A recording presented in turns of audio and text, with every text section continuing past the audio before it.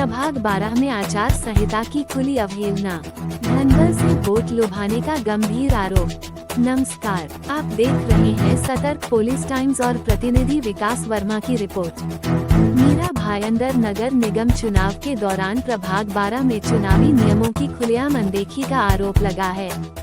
महाराष्ट्र नवनिर्माण सेना मनसे की उम्मीदवार रेशमा तपासे ने शिंदे गुट पार्टी के उम्मीदवारों पर रात 10 बजे के बाद प्रचार और आम लोगों को खाना खिलाने जैसे कृत्यों के जरिए वोटरों को लुभाने का गंभीर आरोप लगाया है।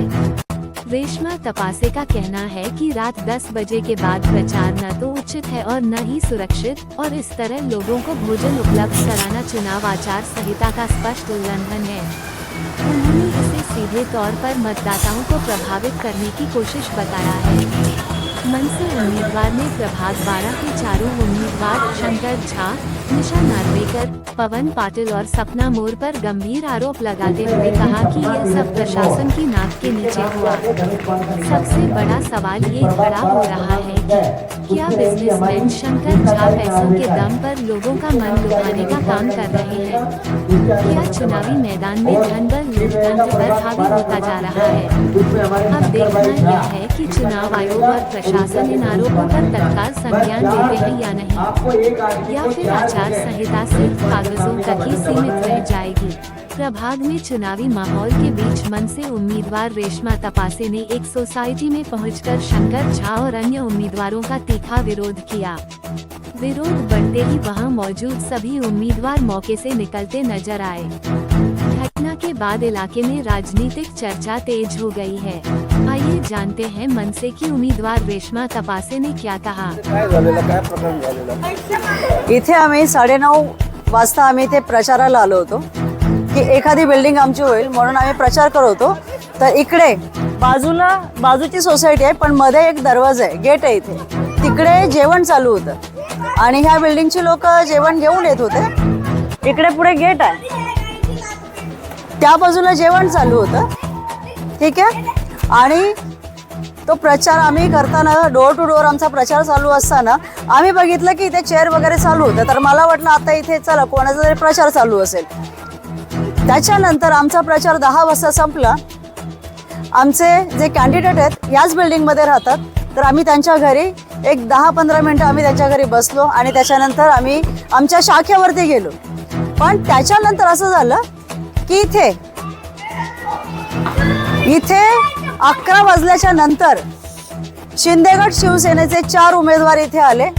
निशा नार्वेकर, शंकर झा, पवन पाटील आणि सपना मोर हे 4 उमेदवार इथे आले। हे तुम्हाला दिसतं, हा टेबल आणि इथे खुर्च्या अजूनही आहेत। हे 11च्या नंतर इथे येतात आणि इथे आपल्या पक्षाचा प्रचार करतात।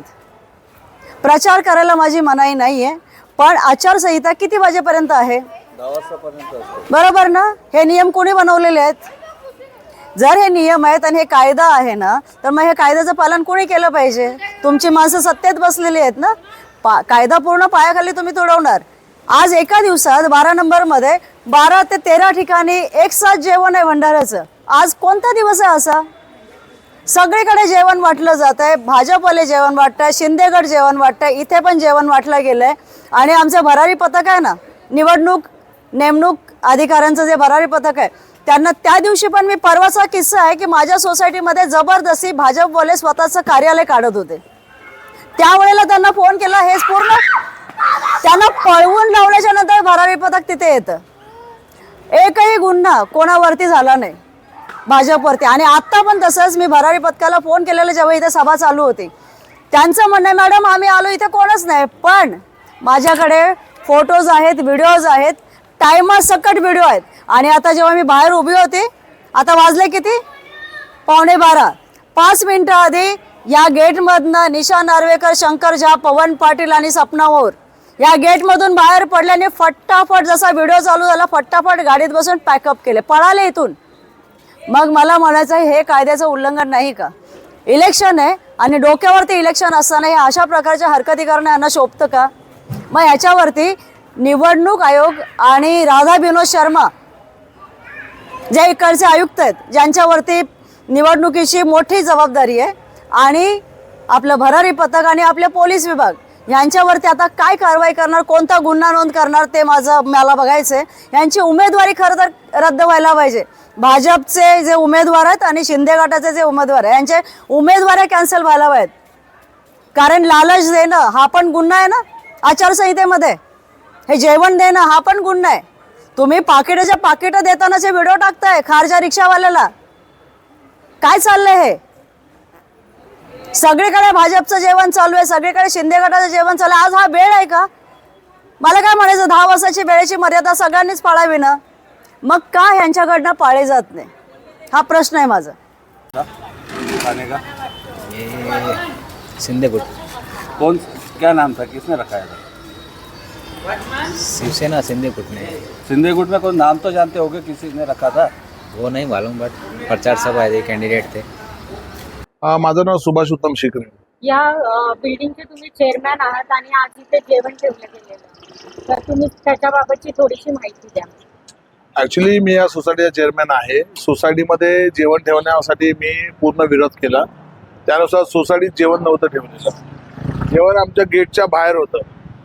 आणि फक्त एवढीच गोष्ट आहे की प्रत्येकाला आम्ही प्रचार करण्यासाठी प्रत्येकाला मुभा दिलेली, प्रत्येक पक्षाचा तो अधिकार आहे. कोणी ठेवलेलं आहे जेवण? हे शंकर झा वगैरे आहेत ना, शिवसेना धनुष्यबाण वगैरे ते त्यांनी ठेवलेलं. पण 10 नंतर आचारसंहिताचं उल्लंघन होतं ना सर. हा बरोबर आहे, ते चुकीचंच झालं ना. त्याच्या तो विरोधात मी पण आहे. त्यांनी परमिशन घेतलेली का? नाही, पण मुळात परमिशन सोसायटीची जरी असली 10च्या नंतर नव्हतीच त्यांच्याकडे परमिशन, पण तरी पण आचारसंहितेचा भंग होतोय ना. आम्ही तर परवानगी दिलीच नव्हती त्या गोष्टीसाठी. सतर्क पुलिस टाइम में बने रहने के लिए चैनल को लाइक करें, शेयर करें, सब्सक्राइब करें एंड कमेंट करें.